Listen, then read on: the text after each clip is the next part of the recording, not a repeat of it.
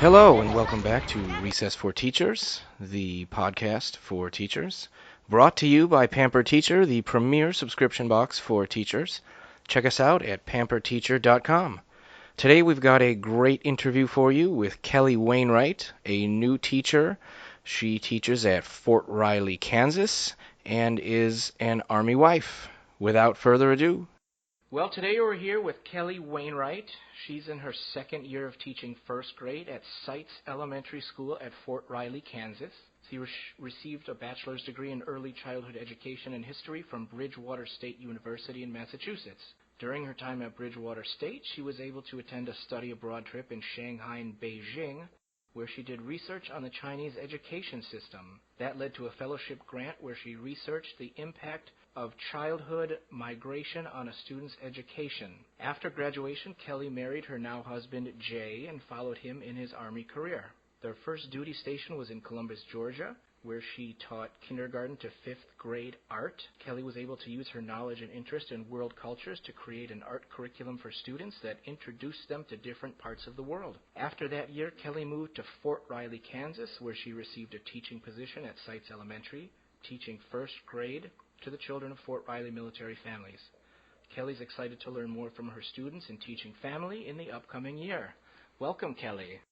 Yeah, thank you so much for having me today. I'm excited. Yeah, thank you for joining us. We're super excited to have you be our November Teacher of the Month. November Teacher of the Month. And Kelli will be receiving a free box for being on our podcast. Super excited for that. I've used the other one all year long, so I'm really excited. Oh, Yay. Great. Thank you. So in your bio, we learned a little about your path as a teacher. We want to know more about your path to becoming a teacher. So what inspired you to want to teach? When did you know you wanted to be a teacher? So I started when I was in first grade as a student who had trouble with reading. And at the time, I had a teacher who wasn't very supportive of that. So I used to come into the classroom incredibly nervous during the day, and the teacher would consistently call on me to read and then mock me as I was reading. Oh, so awful. I know. So she also called us by our numbers. So she'd just say, okay, number 19, I'd like you to read. And I had to read every day, multiple times a day, and I just couldn't read. So by September and towards the end of October, we got more and more into reading, and I started to have the childhood tantrums, which was the screaming in the hallway, the hanging on to the doors, and all those fun things that I'm sure drove my parents crazy. And no one could figure out why I was behaving like that. I went in the beginning of the year a perfectly happy, seemingly normal first grade student. And then all of a sudden, I started to just pull back from wanting to learn. So about 4 or 5 months later, they discovered that I had trouble with reading. Now, this teacher didn't decide to do anything to fix that. They continued to push me, which she thought would be the right thing to do. And after that, we actually ended up moving to another school. So I ended up moving towns, moving to a new school where they actually had a pull-out reading program where I was able to catch up with reading and become on grade level with my peers. Wow, well, I hope she's retired now. You know what? She is. My mom told me that, and I was very, very excited. Oh, and man. I got to say, from that, I learned I'll never number my kids. And if I do, I'll never call them their numbers. And I learned so much on how children's behavior really impacts their learning. So if they're having a behavior, there's typically something else going on. And I decided from there that when I was a teacher, I wasn't going to allow students to have the same reactions that I did. Now, if I notice a student starting to have issues that weren't there before, I can talk to them and try to figure out what exactly it is that's causing them to have those behaviors and help them fix it rather than just kind of spiral into a place that they can't really get out of. So kind of on the flip side of what you were just telling us about, who were some of your best teachers, and what do you think made them good teachers? So I actually had two that I was thinking about. My first would be my fifth grade teacher. Typically, if you have trouble with reading, you tend to have trouble with math as well. And in fifth grade, I had a lot of trouble with the memorization of facts, so doing the fact fluency with addition, subtraction, multiplication, and division. And I had a teacher, her name was Mrs. Kent, and we started off the year with her giving the flashcard tests, where you'd sit by your desk, she'd have a stack of flashcards, and she'd go through them one at a time, and you would answer. And she noticed that a lot of kids were answering all of them, and I was just staring at her blankly, or like tapping on my fingers and trying to figure it out. So instead of just kind of leaving me there to dry, she actually started to use whiteboards. And she showed me how the numbers go together, and we used visuals to figure out the different problems and how they worked. And at the time, that wasn't something that was typically done, and it was something that I still use to this day to teach kids that have trouble with their fact fluency. So she really pushed me to succeed, and she showed me that it was okay to not be able to do something the same as everybody else. That some kids learn by flashcards, I just needed a different method to do it. Right. And that was incredibly helpful. So my second teacher is actually my professor in college, and his name was Dr. Toe, and he was actually a history professor. And he was the one who encouraged me to go on the study abroad trip to China. So he said to me, "You're an education major. I'm putting together a trip for students who are interested in education to go study the Chinese education system." At that point, I was a total homebody. I had never gone outside of the country. I had never really gone anywhere before. And he encouraged me to go, so I did.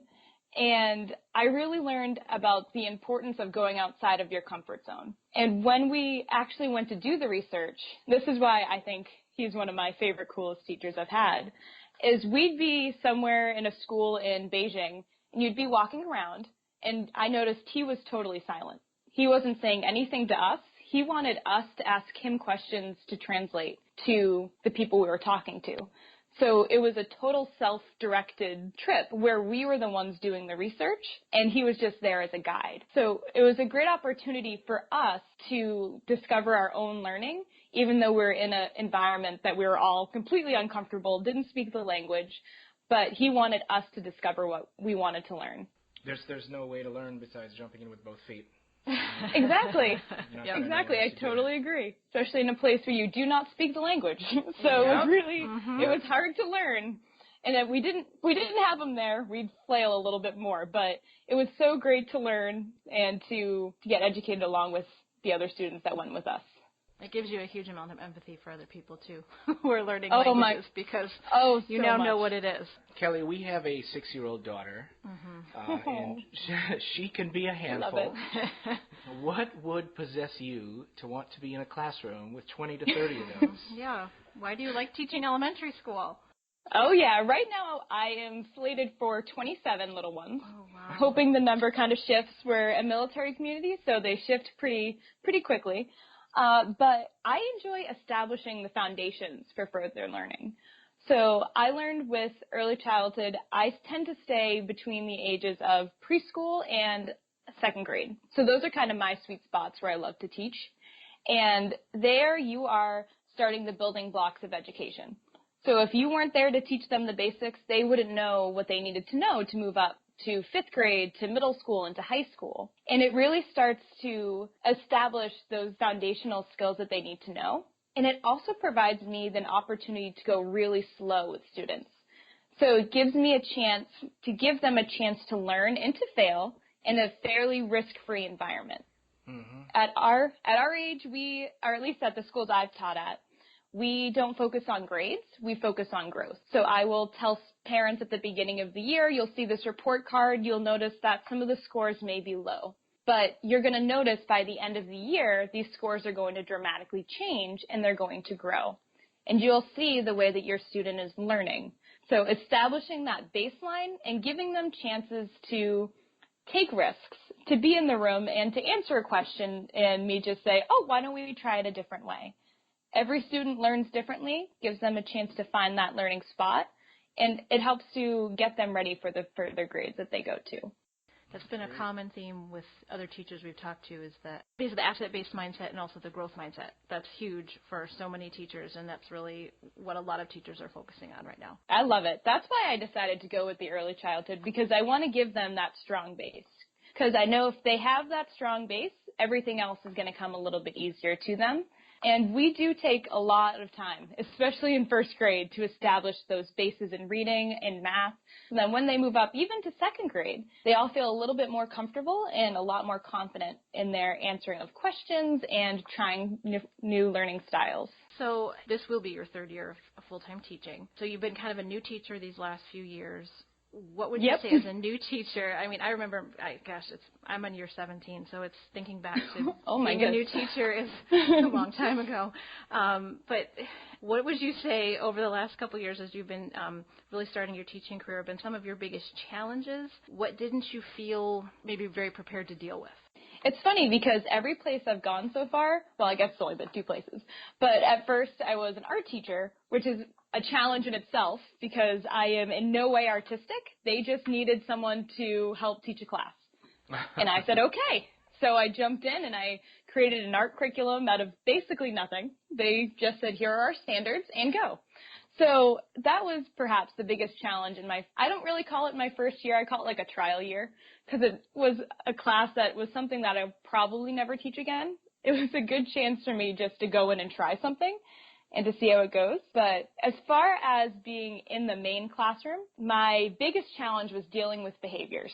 So I had a class last year that had a lot of behaviors, whether it be yelling out, throwing books across the room, screaming, and, not being safe with others. And I took the time to read book after book after book after book, and nothing prepares you until you're actually there, until you are in the moment and the desk is flying by you, and you have to make the decisions as to what to do. Yep, the split-second decisions. Yeah, the split second of how do I evacuate the class real quickly? How do I make sure that student's safe and calm and everyone's being watched? How can I reach my phone to call for someone? And I just happened to have a challenging year last year. So this year should hopefully be a little bit calmer as far as the desks go. They usually don't come 2 years in a row. That's what I've learned. So I'm kind of hoping. But you can learn something 1,000 times. I've got books sitting next to me. It's like Johnny and his behavior problems and, what to do with anxious children. And I've read them and I've highlighted. And I'd come in with these great ideas. And then it was always something totally different every time. You were never prepared. You could come in with everything ready and you think, oh, I have this behavior chart that's going to work. I'm going to hand it to you. And then they rip it up. So it's just learning. It was learning how to deal with those challenges. And then my other difficult challenges that I was dealing with was implementing new curriculums. So moving from state to state, I learned that everywhere has a different curriculum that they use, and they are all completely different. So coming to Kansas, it's the first time I've used Common Core for math. I spent last year learning along with the students. So they would be learning something, and I'd be like, I have no idea what a number bond is. I've never taught that before.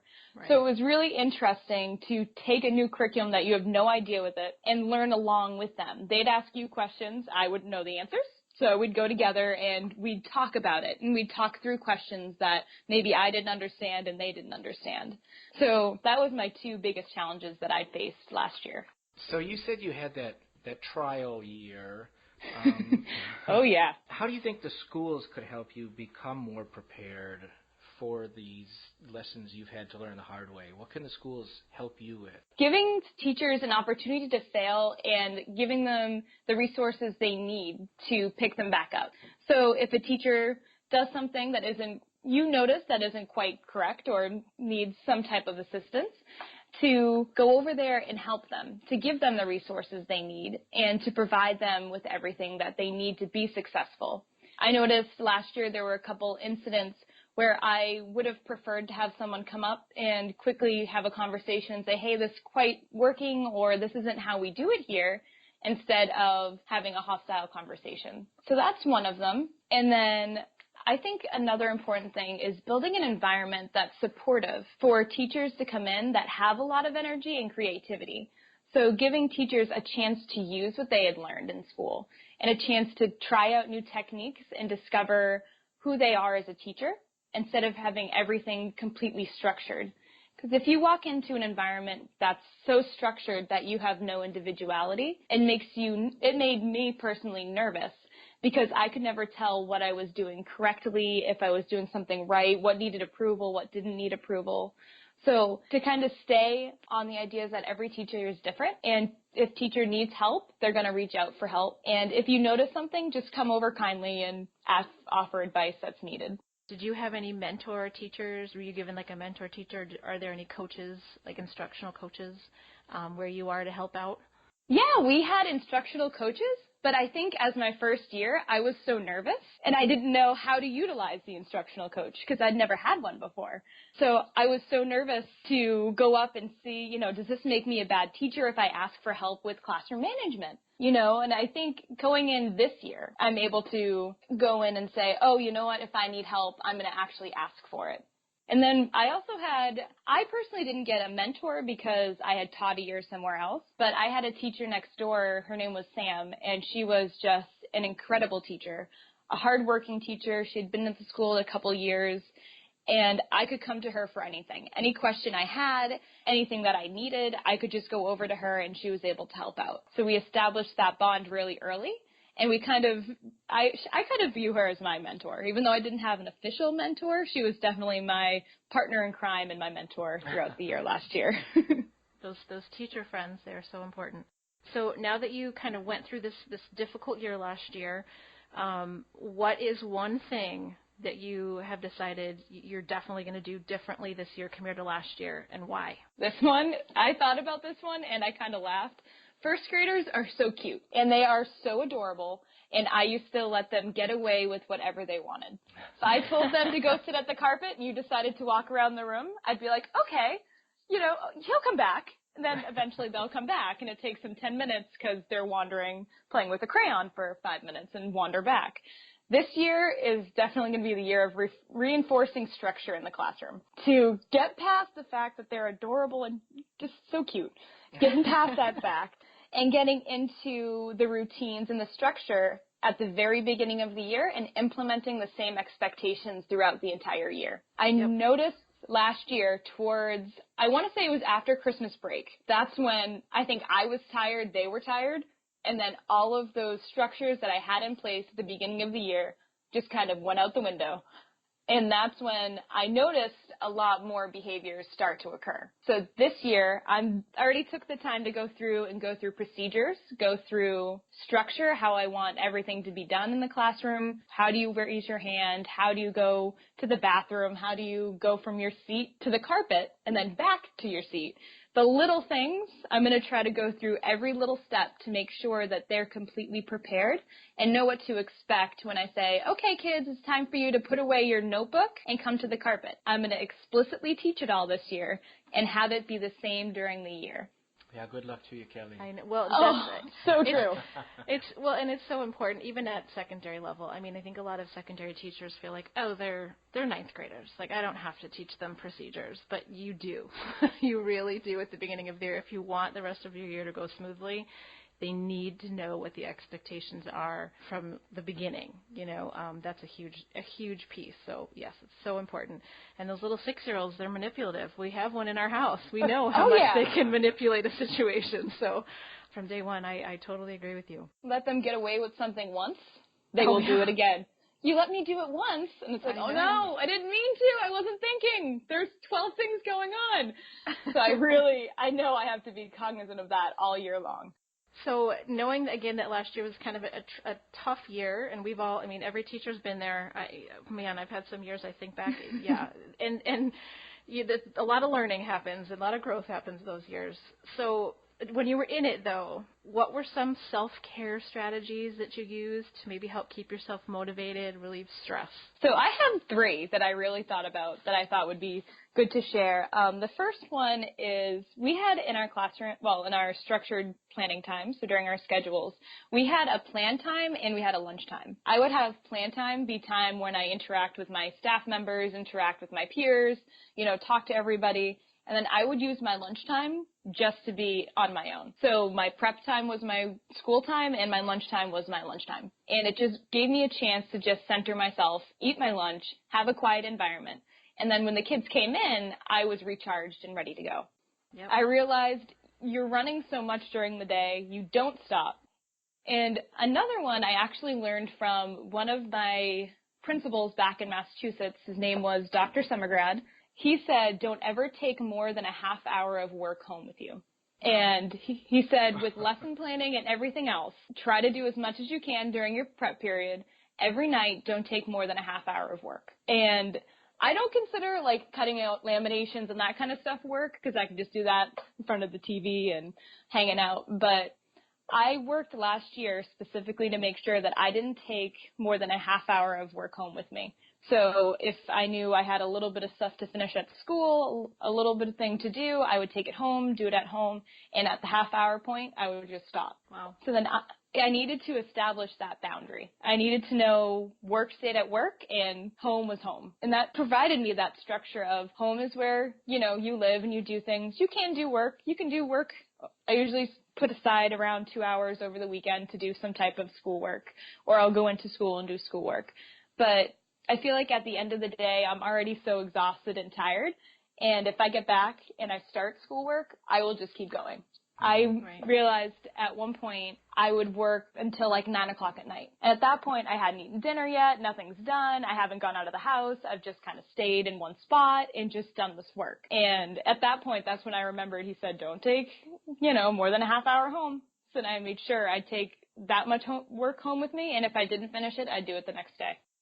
And that's the point where you start to get burned out, and you start to get bitter, Absolutely. and you start to resent the work. And you got everything done, I assume? Everything was successful and the universe didn't explode because you didn't work all night at home? Yep, and that was the hardest thing to realize, was that just because I didn't get it finished didn't mean I wasn't going to have time the next day. Mm-hmm. Right. I feel like as a first-year teacher, you're just trying to get everything done. Everything needs to be done, and it needs to be done now. But that's not reality. Nothing's going to combust if you don't get it done right away. So to take that time for myself, and I actually took the time to establish a routine. So I'd get home from school, I'd let the dog out and take him for a walk, I'd work for half an hour, and then I started to do Brazilian Jiu-Jitsu. And wow. And that was kind of my sport that I decided to pick up. And it was a great way for me to like relax myself, but it also established a routine where I needed to be there at 6:15. Mm-hmm. So regardless of what work I had to do, I needed to be there at 6:15. Class was 6:15 to 7:15. I get home around 7:45. I'd shower, eat dinner, then go to bed. That routine was consistent most of the week. So it provided me those days and those times to make sure that I always gave myself the time to focus and gave myself the time to do something I enjoyed instead of just living my life as a teacher. So we've established that you married Jay and you married into the Army. Woohoo! He was deployed. How long was Jay deployed for? So he was deployed for 10.5 months to Germany. 10.5 months to Germany, while you were in a brand new city on a new base, starting a new job. Must have been tough. What other kind of challenges do you face being a military wife? So the greatest challenge that I faced being a military wife is only being a wife for about 2.5 years. So we got married right out of college. So we graduated college, got married, I think it was a week later, and then a week after that we moved to Georgia. So everything went incredibly fast. And when I graduated from college, I was so excited to have a degree and to be licensed in Massachusetts. Then we moved to Georgia. Then I had to get a new license in Georgia, which was a long and expensive process. And then after around a year or 8 months in Georgia, we moved to Kansas. And when we moved to Kansas, I had to get a new license. And I had to work on getting a license while trying to set up a house and get everything together. And in Kansas, their teaching licenses give you an initial license for a year. Then you have to take their praxis exam before you can get your full-time teacher's license. So the licensure is the tough part about being a military wife and a teacher at the same time. I assumed... Wouldn't it be nice if the states could work out a system where there would be reciprocity between the states? And that's what I thought. Coming from Massachusetts, we were always told, like, it's a great place. You'll get a lot of states that have reciprocity. Like, I was able to get it in Georgia. I obviously had to get their license. but I didn't have to take any tests, so I assumed everywhere we went would be the same until we hit Kansas, where I had to take their praxis exam in teaching, which was interesting because I passed all the MTELs in Massachusetts, and I studied, and I got all those done, and I was like, no more tests, and then there came another one. So the licensure part, I think, was perhaps the hardest part, and just the inconsistencies when you're moving around every 3 years. So I know we're going to be moving in about 3 years. Don't know where or what we're going to be doing, but we know it's just every 3 years in the Army, it's kind of a thing where you tend to move around. So establishing new locations, establishing new licensure, new student demographics, and new deployments, new rotation schedules, everything's really unexpected. So you kind of have to learn to go with the flow and not let those challenges get to you too much. So when you were student teaching, I assume that you didn't do your student teaching on a military base, but you're teaching on a base now. How is it different in the classroom teaching on a base as opposed to at a civilian school? I think the most important thing about teaching on a military post is that you're dealing with children who are always in transition. So just like the teachers are mostly military, we're always in transition, they're always in transition. So you would notice when a spouse or their dad, their mom or dad, goes into the field for 3 weeks, that student tends to have behaviors or to act out because they're upset because their family member is gone, or especially during something like a deployment where they're gone for so long. And the kids do tend to express that. They express those behaviors. They express the need for a lot more love, a lot more hugs, a lot more attention because they may not be getting that at home. Academically, they're pretty on point, which is a good thing. The military schools are fairly consistent. So as we've received students, they've basically been on the same type of grade level. So at least that's a good thing. So we know that when they arrive, they're going to probably be just around the same grade level as the rest of our students. Something that's actually really cool about having military students within the classroom, they have so many experiences in different places. So my theme for the classroom this year and last year was about the world, and we'd learn about different parts of the world. And one of the first questions I asked the kids is, where have you been? Where have you gone? And I've had kids who've been to Spain, kids that have lived in South Korea, kids that have lived in Africa. So it gives me a chance to have them explain their experiences around the world and for other kids to learn from other students. And I'm not the one sitting there saying, you know, South Korea looks like this. I could have a student come up and say, oh, I've been there, this is the place, and me and my family went there and enjoyed our time there. So it's a great way for them to share their experiences and to share their different life with us. How cool.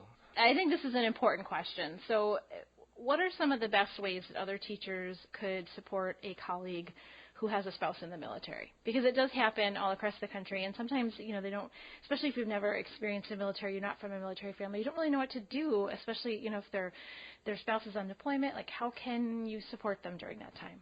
I think the best and most important way to do that is just through understanding that they may be going through something very difficult that's not only hard on them, but it's hard on their family. So if they have students in the school, if they have other things going on, they may need that extra support and that extra love when they come into school, and maybe they come in and they realize, I didn't have time to do a lesson plan or something like that because I was dealing with all of these problems. I know I had a teacher friend who was also on my first grade team who has 4 kids, and her husband was deployed for the same time Jay was deployed.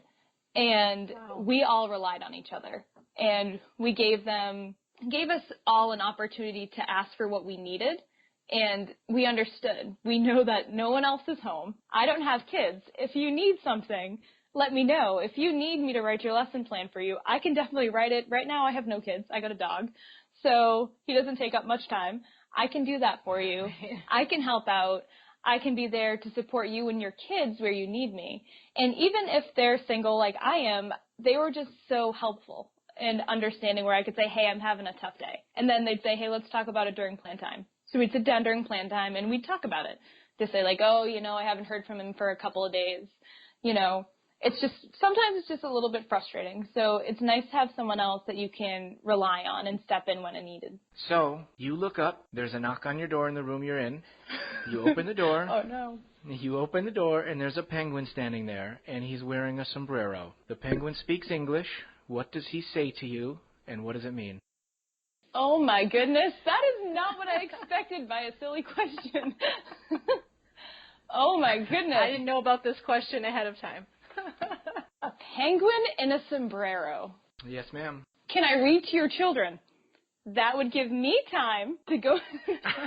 That would give me a lot of time to do some planning, and that'll give him time to amaze the students while they're wondering what is going on right now. So it gives us all time to relax, laugh a little, and I can maybe get some work done while a penguin in a sombrero does some reading to the first graders. And maybe I'll pick a book on penguins. That's the answer of a veteran teacher, Kelli, right there. Oh, well, thank you.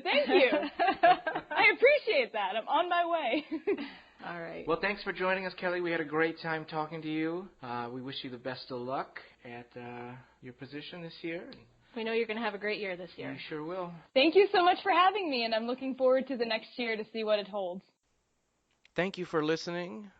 We hope you enjoyed the show. And once again, Recess for Teachers is brought to you by Pamper Teacher, the premier subscription box for teachers.